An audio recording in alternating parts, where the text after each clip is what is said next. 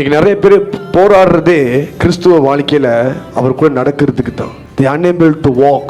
சிலர் என்ன பண்றாங்கன்னா, நடக்க கூப்பிட்டாருன்னா, ஆண்டவரே எனக்கு ரொம்ப புதுவா நடக்கிறீங்க, நான் அப்புறம் முன்னுக்கு வேகமா ஓடிடுவாங்க. என்ன காரணம் தெரியுமா? அவசரம். ஆண்டவர் உங்க வாழ்க்கையில ஒரு ப்ரொமோஷனுக்கு உங்களை கொண்டு போய் கூட புதுவா நடந்து வருவார். எங்கேயாவது ரெண்டு பேரும் ஓடும் பொழுது பேசிட்டு ஓட முடியுமா? பேச முடியாது. ஆனா நடந்தா நிறைய கதைகளை பேசிட்டு வரலாம். அதான் பைபிள்ல எங்கேயுமே தேவனோடு ஓடுன்னு எழுந்த கிடையாது, தேவனோட நடந்து போதான்னு போட்டிருக்கு. ஆதாம் ஏவாள் அடுத்த தேவன் தோட்டத்துக்கு வந்து நடந்து பேசுவாராம். நடந்து வரும்போது ஆதாம் ஏவாள் எங்க இருக்கீங்க அப்படின்னு கேட்பாராம். God want to talk with you.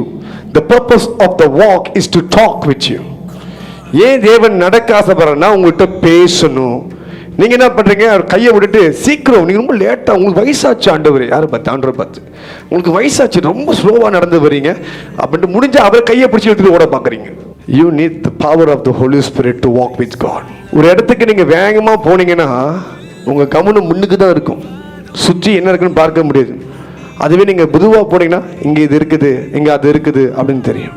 ஒருவேளை உங்களுக்கு சில காரியங்கள் இருக்கலாம், தேவைகள் இருக்கலாம். you need a healing, you need a breakthrough, you need a deliverance.